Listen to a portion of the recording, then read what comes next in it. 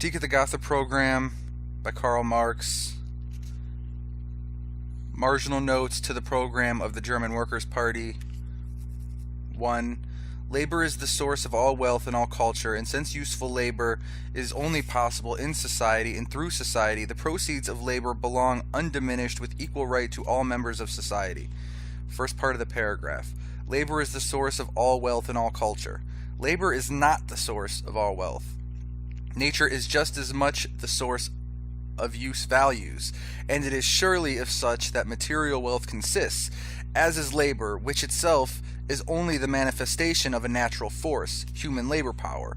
That phrase is to be found in all children's primers and is correct in so far as it is implied that labor proceeds with the appropriate subjects and instruments, but a socialist program cannot allow such bourgeois phrases to cause the conditions to be ignored that alone give them meaning, and in so far as man from the beginning behaves towards nature, the primary source of all instruments and subjects of labor, as her owner treats her as belonging to him, his labor becomes the source of use values, therefore also wealth. The bourgeois have very good grounds for fancifully ascribing supernatural creative power to labor, since it follows precisely from the fact that labor depends on nature, that the man who possesses no other property than his labor power must, in all conditions of society and culture, be the slave of other men who have made themselves the owners of the material conditions of labor. He can only work with their permission, and hence only live with their permission. Let us now leave the sentence as it stands, or rather limps. What would one have expected as conclusion? Obviously this: since labor is the source of all wealth in society, also no one can appropriate wealth except as the product of labor. Therefore, if he himself does not work, he lives by the labor of others, and also acquires his culture at the expense of the labor of others. Instead of this, by means of the word and since, a second preposition is added in order to draw a conclusion from this and not from the first one. Second part of the paragraph. Useful labor is only possible in society and through society. According to the first preposition, labor was the source of all wealth and all culture. Therefore, also, no society is possible without labor. Now we learn, conversely, that no useful labor is possible without society. One can just as well have said that only in society can useless and even generally harmful labor become a branch of gainful occupation, that only in society can one live by being idle, etc., etc. In short, one could just as well have occupied the whole of Rousseau. And what is useful labor? Surely only labor which produces the intended useful effect. A savage, and man was a savage after he had ceased to be an ape, who has killed an animal with a stone, who collects fruits, etc., performs useful labor. Thirdly, the conclusion. And since useful labor is only possible in society and through society, the proceeds of labor belong undiminished with equal right to all members of society.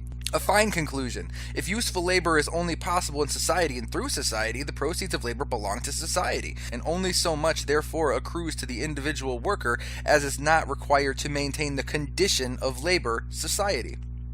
In fact, also, this preposition has at all times been made use of by champions of the prevailing state of society. First come the claims of the government and everything connected with it, since it is the social organ for the maintenance of the social order.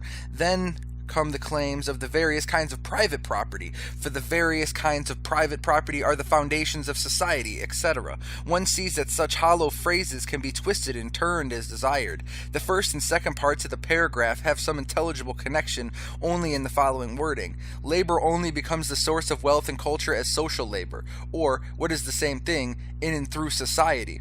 This preposition is incontestably correct, for although isolated labor, its material conditions presupposed, can also create use value, it can create neither wealth nor culture. But equally incontestable is this other proposition. In proportion as labor develops socially and becomes thereby a source of wealth and culture, poverty and neglect develop among the workers, and wealth and culture among the non-workers. This is the law of all history hitherto. What, therefore, had to be done here, instead of making general phrases about labor and society, was to prove concretely how in present capitalist society the material, etc., conditions have at last been created which will enable and compel the workers to lift this social curse. In fact, however, the whole paragraph, incorrect in style and content, is only there in order to inscribe the Lassallean catchword of the undiminished proceeds of labor as a slogan at the top of the party banner. I shall return to the proceeds of labor, equal right, etc. later on, since the same thing recurs in somewhat different form. 2. In present-day society, the instruments of labor are the monopoly of the capitalist class. The resulting independence of the working class is the cause of misery and servitude in all its forms.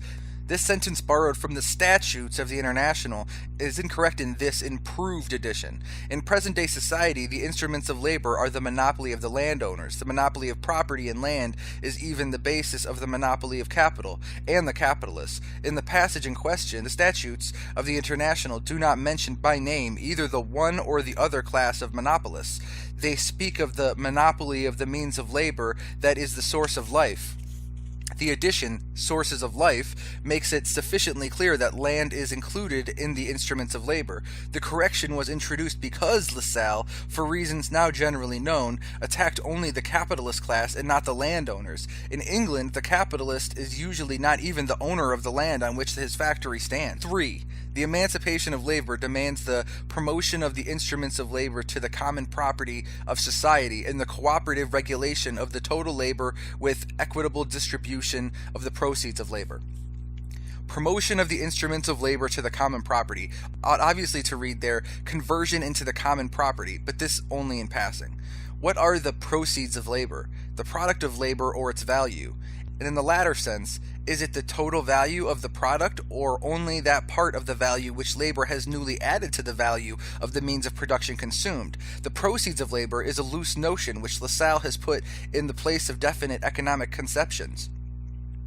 What is equitable distribution? Do not the bourgeois assert that the present distribution is equitable, and is it not, in fact, the only equitable distribution on the basis of the present-day mode of production? Are economic relations regulated by legal conceptions, or do not, on the contrary, legal relations arise from economic ones? Have not only the socialist sectarians the most varied notions about equitable distribution? To understand what idea is meant in this connection by the phrase equitable distribution, we must take the first paragraph and this one together. The latter implies a society wherein the instruments of labor are common property and the total labor is cooperatively regulated. And from the first paragraph we learn that the proceeds of labor belong undiminished with equal right to all members of society. To all members of society? To those who do not work as well? What remains then of the undiminished proceeds of labor? Only to those members of society who work? What remains then of the equal right of all members of society? But all members of society and equal right are obviously mere phrases. The kernel consists in this, that in this communist society every worker must receive the undiminished Lassallean proceeds of labor. Let us take first of all the words proceeds of labor in the sense of the product of labor, then the cooperative proceeds of labor are the total social product. From this is then to be deducted, first, cover from replacement of the means of production used up. Secondly, additional proportion for expansion of production. Thirdly, reserve or insurance fund to provide against misadventures, disturbances through natural events, etc. These deductions from the undiminished proceeds of labor are an economic necessity, and their magnitude is to be determined by available means and forces, and partly by calculations of probabilities, but they are in no way calculable by equity. There remains the other part of the total product, destined to serve as means of consumption. Before this is divided among the individuals, there has to be deducted from it, first, the general cost of administration not belonging to production. This part, from the outset, be very considerably restricted in comparison with present-day society, and it diminishes in proportion as the new society develops. Secondly, that which is destined for the communal satisfaction of needs such as schools, health services, etc. From the outset, this part is considerably increased in comparison with present-day society, and it increases in proportion as the new society develops. Thirdly, funds for those unable to work, etc. In short, what is included under so-called official poor relief today. Only now do we come to the distribution, which the program under Lassallean influence alone has in view in its narrow fashion.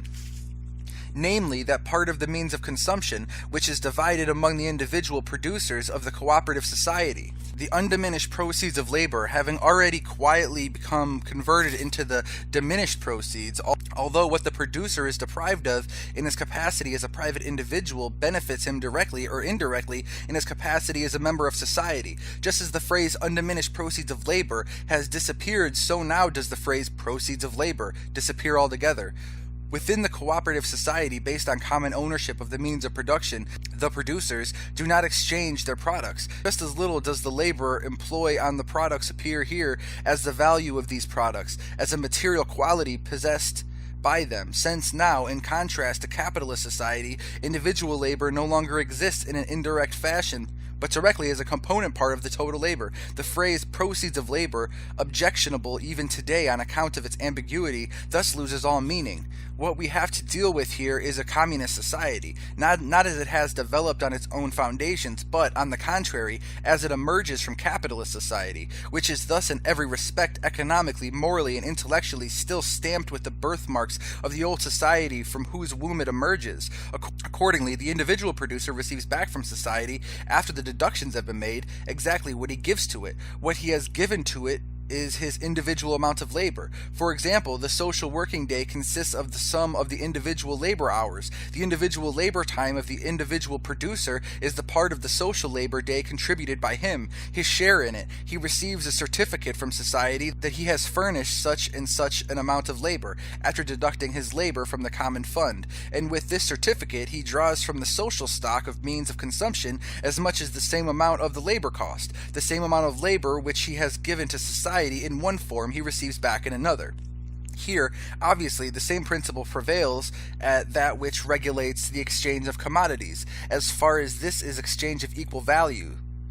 Content and form are changed, because under the altered circumstances no one can give anything except his labor, and because on the other hand nothing can pass into the ownership of individuals except individual means of consumption. But as far as the distribution of the latter among the individual producers is concerned, the same principle prevails as in the exchange of commodity equivalents.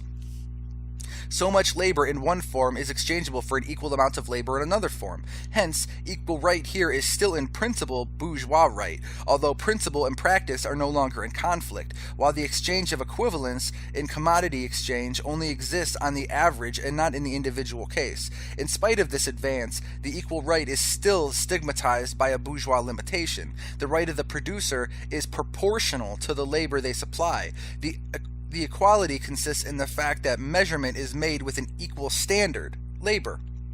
But one man is superior to another physically or mentally, and so supplies more labor in the same time, or can labor for a longer time, and labor to serve as a measure must be defined by its duration or intensity, otherwise it ceases to be a standard of measurement. This equal right is an unequal right for unequal labor.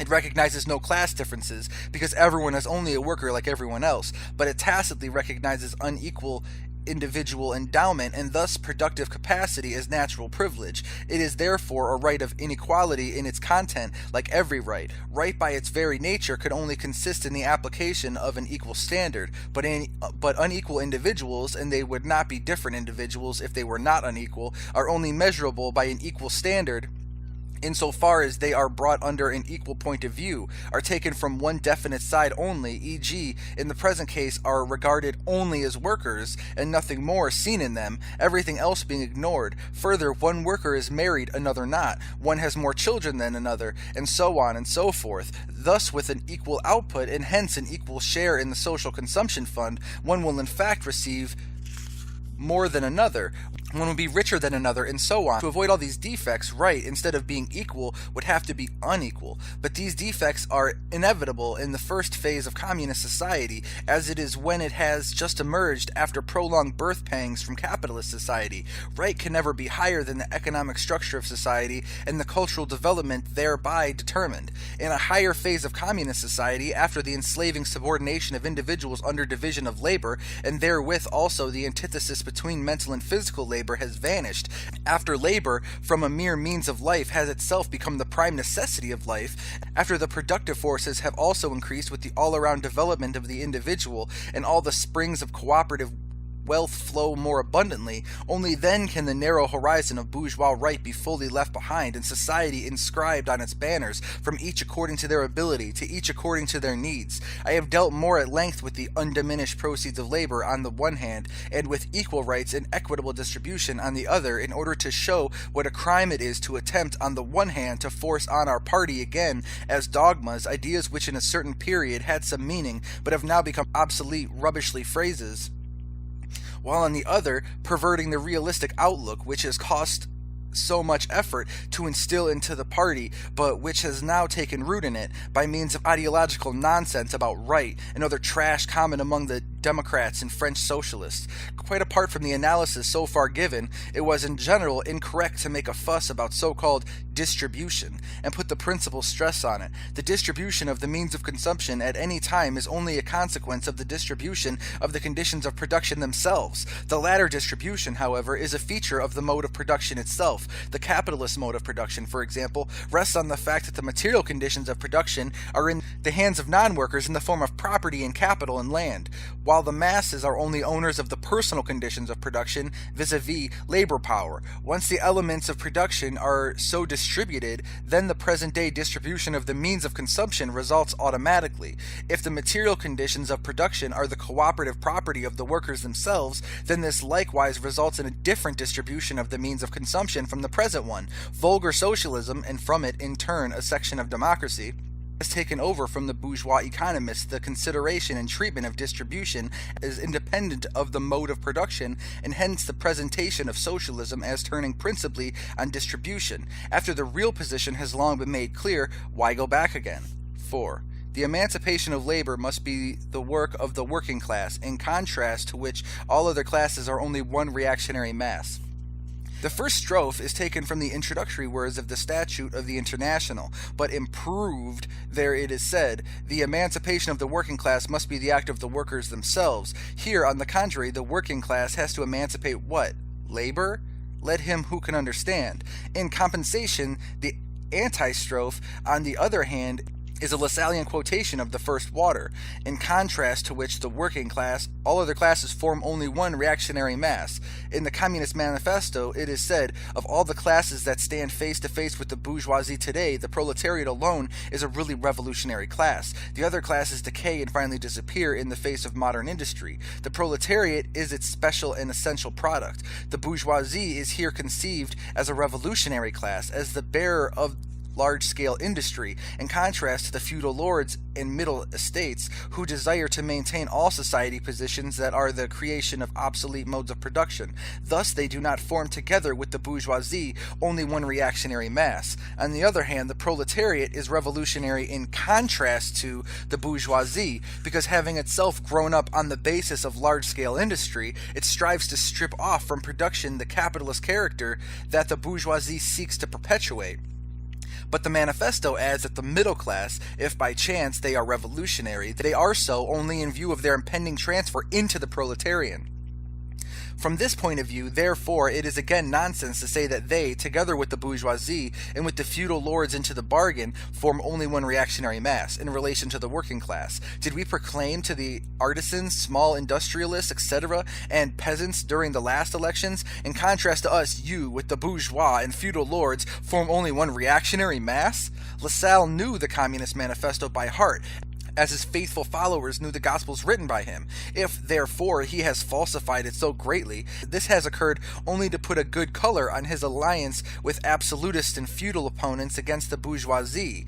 In the above paragraph, moreover, his oracular saying is dragging in by force without any connection with the botched quotation from the Statute of the International. Thus, it is here simply an impertinence, and indeed not at all displeasing to Herr Bismarck, one of those cheap pieces of insolence in which the Murat of Berlin deals. 5. The working class strives for its emancipation first of all within the framework of the present-day national state, conscious that the necessary results of its effort, which are common to the workers of all civilized countries, will be the international brotherhood of peoples. LaSalle, in opposition to the Communist Manifesto and to all earlier socialism, conceived the workers' movement from the narrowest national standpoint.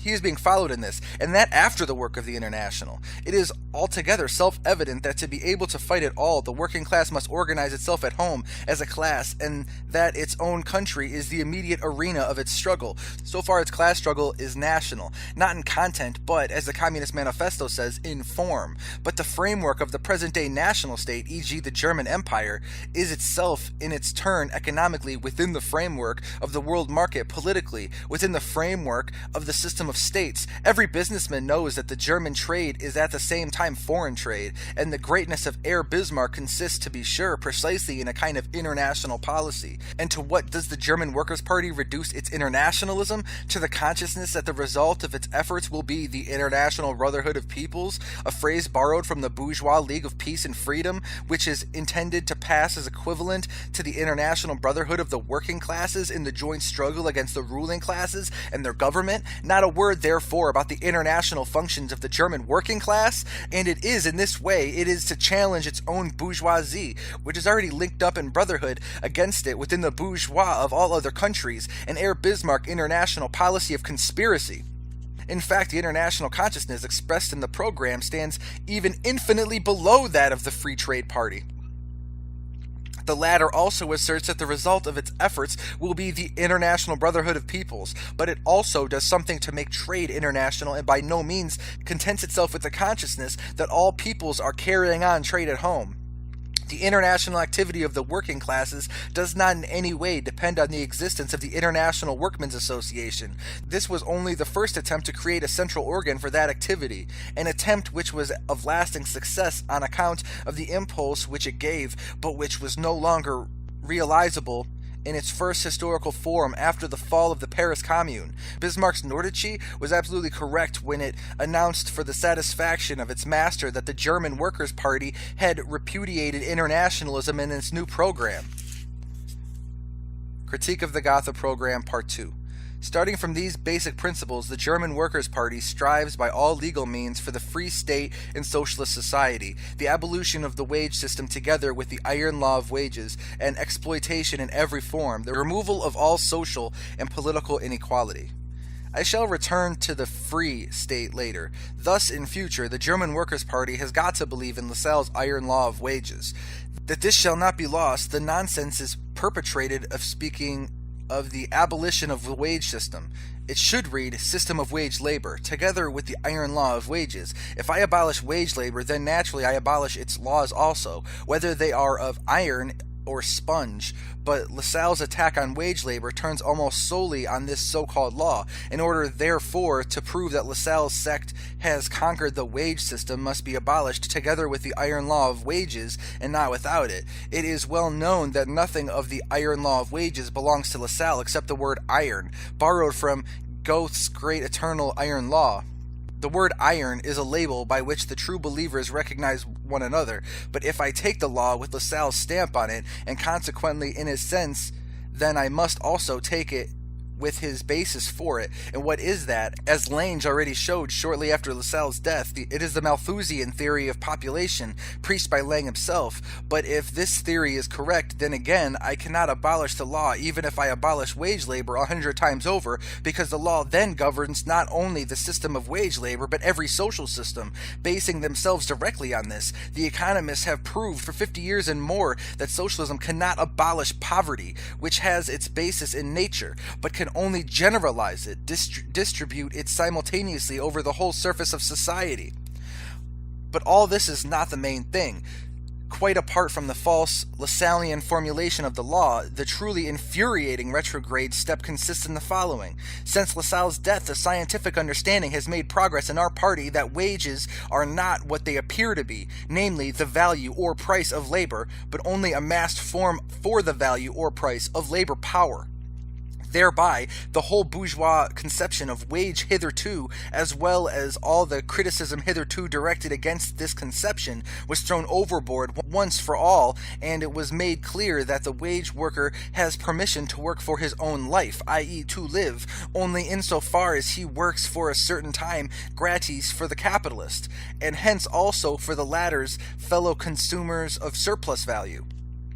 that the whole capitalist system of production turns on the prolongation of this gratis labor by extending the working day or by developing the productivity, i.e. the greater intensity of labor power, etc., that consequently the system of wage labor is a system of slavery, and indeed a slavery which becomes more severe in proportion as the social productive forces of labor develop, whether the worker receives better or worse payment. And after this understanding has more and more made progress in our party, one returns to Lassalle's dogmas, although one must have known that Lassalle did not know what wages are, but following in the wake of the bourgeois economist, took the appearance for the essence of the matter. It is as if, among slaves who have at last got behind the secret of slavery and broken out in rebellion, a slave still in thrall to obsolete notions were to inscribe on the program of the rebellion, slavery must be abolished because the upkeep of slaves in the system of slavery cannot exceed a certain low maximum.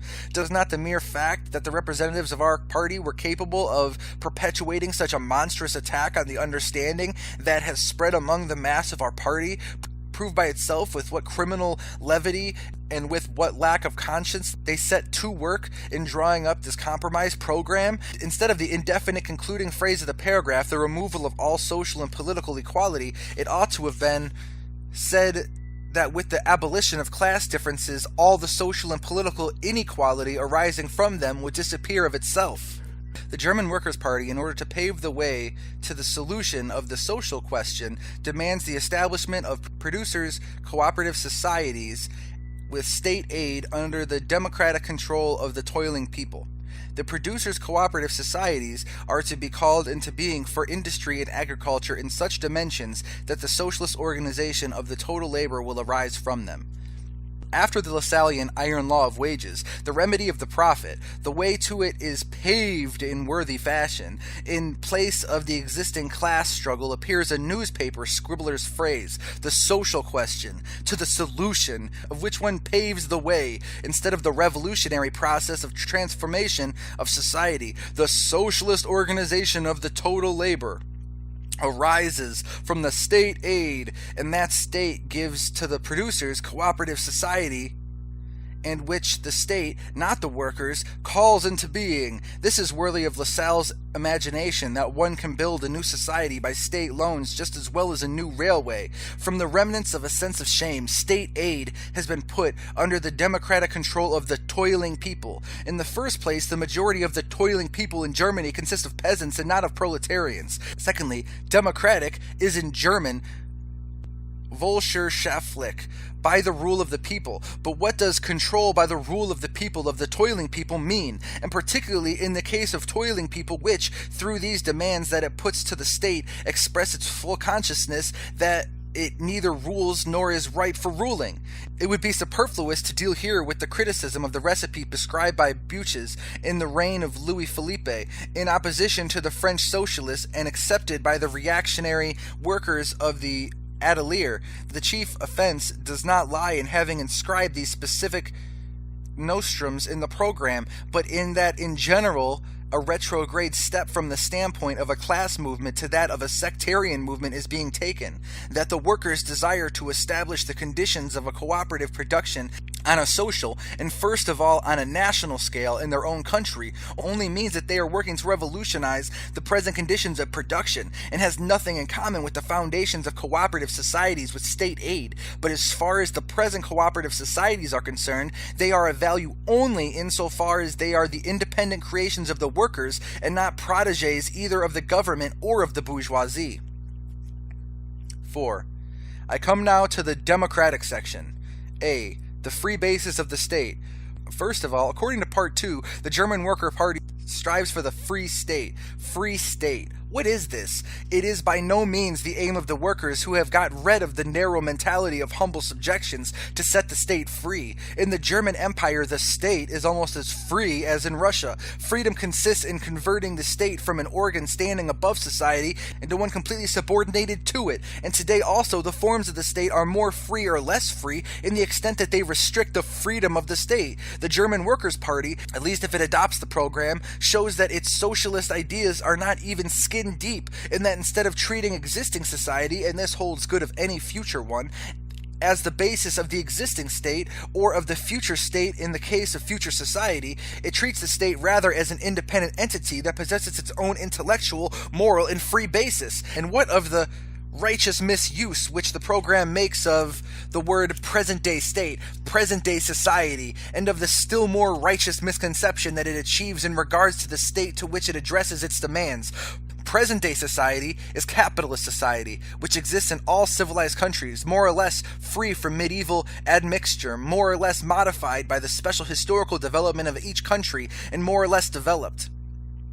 On the other hand, the present-day state changes with a country's frontier. It is different in the Prusso-German Empire from what it is in Switzerland. It is different in England from what it is in the United States. The present-day state is therefore a fiction. Nevertheless, different states of the different civilized countries, in spite of their manifold diversity of form, all have this in common, that they are based on modern bourgeois society, only one more or less capitalistically developed. They have therefore only certain essential features in common. In this case, it is possible to speak of the present-day state, in contrast to the future in which its present root, bourgeois society, will have died away. The question then arises, what transformation will the state undergo in communist society? In other words, what social function will remain in existence there that are analogous to the present functions of the state? This question can only be answered scientifically, and one does not get a flea-hop nearer to the problem by a thousand-fold combination of the word people with the word state. Between capitalist and communist society lies the period of the revolutionary transformation of the one into the other. There corresponds to this also a political transition period in which the state can be nothing but the revolutionary dictatorship of the proletariat. Now, the program does not deal with this, nor with the future state in communist society. And political demands contain nothing beyond the old familiar democratic litany: universal suffrage, direct legislation, people's justice, a people's militia, etc.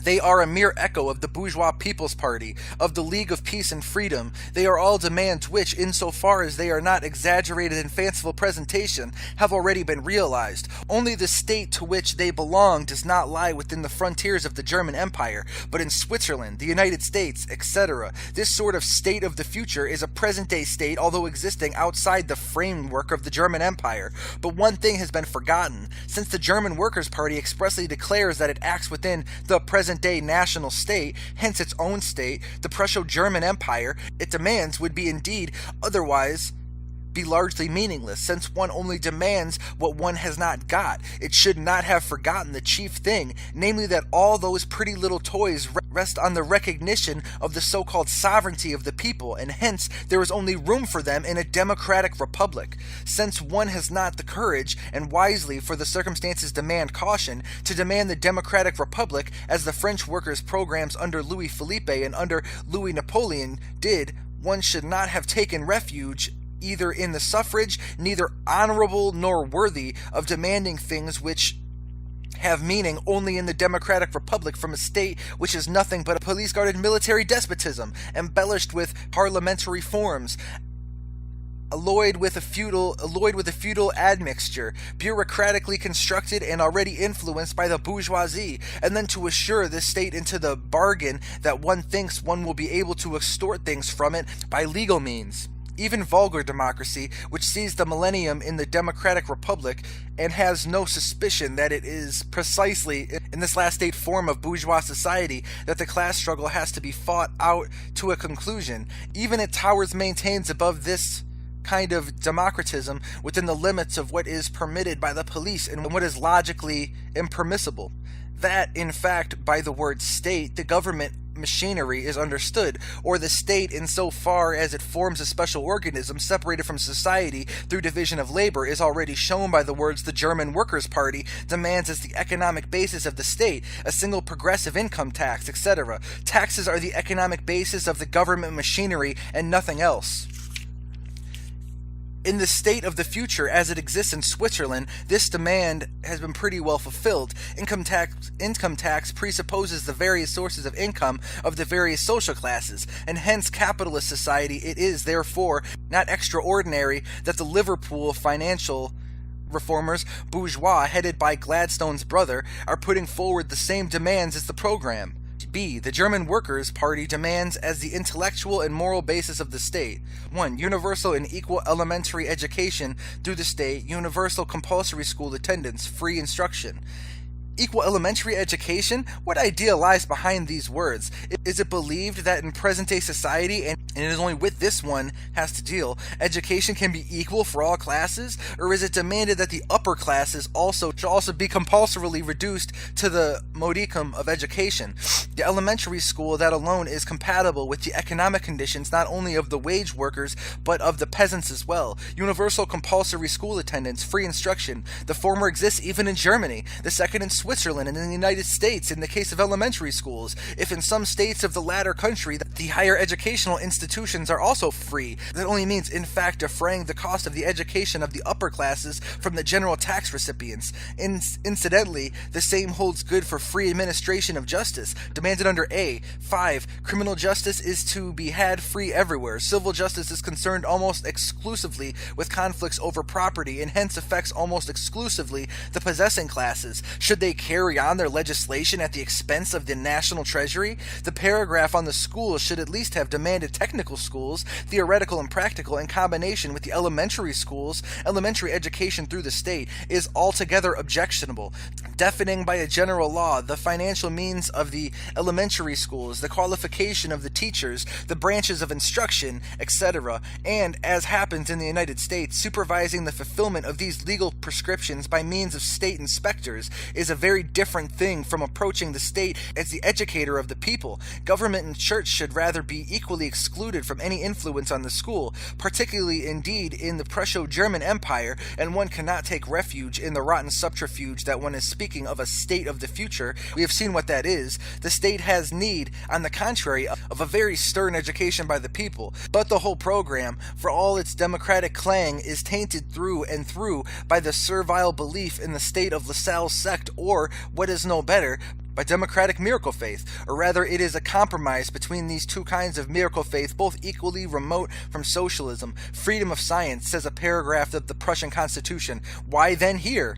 Freedom of conscience, if one desires at this time of the culture camp to remind liberalism of its old catchwords, then it surely could have been done in the following form. Everyone should be able to attend to his religious as well as his bodily needs without the police sticking their noses in. But the Workers' Party ought at any rate in this connection to have expressed its consciousness of the fact that bourgeois freedom of conscience is nothing but the toleration of all possible kinds of religious freedom of conscience, and that for its part it endeavors rather to liberate the conscience from the specter of religion. But there is a desire not to transgress the bourgeois level. I've now come to the end, for the appendix that now follows in the program does not constitute a characteristic component part of it. Hence, I can be very brief here. 2. Normal working day. In no other country has the Workers' Party restricted itself to such an indefinite demand, but has always fixed the length of the working day that is considered normal under the given circumstances.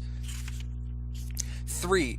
Restriction of women's labor and prohibition of child labor. The standardization of the working day must already include the restriction of women's labor insofar as it relates to the duration, intervals, etc. of the working day. Otherwise, it could only mean the exclusion of women's labor from branches of industry that are specifically unhealthy for the female body or objectively morally for the female sex. If that is what was meant, then it ought to have been stated. Prohibition of child labor.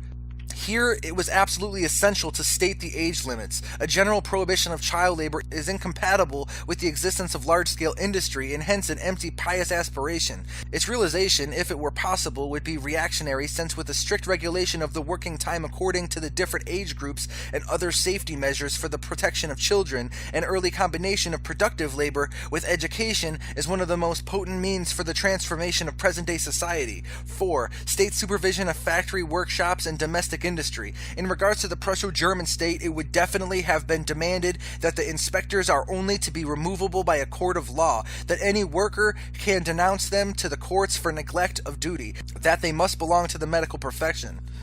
5. Regulation of prison labor. A petty demand in a general workers' program. In any case, it should have been clearly stated that there is no intention from fear of competition to allow ordinary criminals to be treated like beasts, and especially that there is no desire to deprive them of their sole means of betterment, productive labor. This was surely the least one might have expected from socialists. 6. An effective liability law. It should have been stated what is understood by an effective liability law. Incidentally, in connection with the normal working day, the part of factory legislation that deals with health regulations and safety measures has been overlooked. The liability law only comes into operation when these regulations are infringed. In short, this appendix also is distinguished by slovenly editing.